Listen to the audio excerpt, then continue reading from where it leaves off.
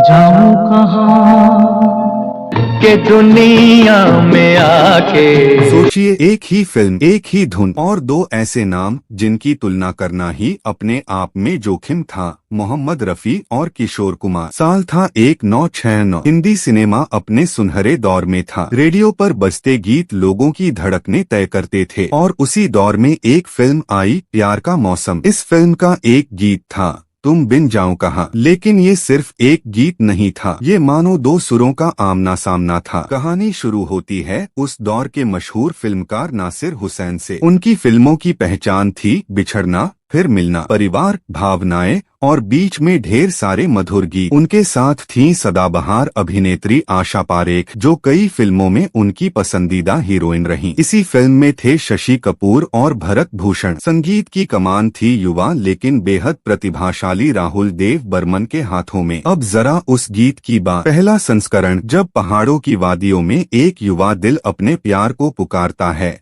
तब आवाज आती है किशोर कुमार की। उनकी गायकी में शरारत भी थी, मासूमियत भी, और एक अलग तरह की युवावस्था की चमक। उनकी आवाज में तुम बिन जाऊं कहाँ जैसे किसी खुले आसमान में गूंजता हुआ एहसास लगता है। फिर कहानी आगे बढ़ती है और वही धुन दोबारा लौटती है, लेकिन इस बार आवाज है मोहम्मद रफी की। सुरों में गहराई है, एक ठहराव है, एक परिपक्व प्रेम की टीस है। जब वही पंक्ति रफी साहब गाते हैं तो गीत में दर्द की परत जुड़ जाती है। कमाल की बात ये थी कि दोनों ने एक ही धुन को अपने अपने अंदाज में ढाला। किशोर कुमार ने उसे युवा दिल की धड़कन बना दिया, रफी साहब ने उसे रूह की पुकार बना दिया। उस समय संगीत प्रेमियों में बहस छिड़ गई, कौन बेहतर था। कुछ लोग कहते थे किशोर की ताजगी लाजवाब है, कुछ का मानना था रफी की गहराई का कोई मुकाबला नहीं। लेकिन सच्चाई ये है, ये मुकाबला नहीं था, ये दो अलग रंगों की रोशनी थी जो एक ही गीत पर पड़ रही थी। दिलचस्प बात ये भी है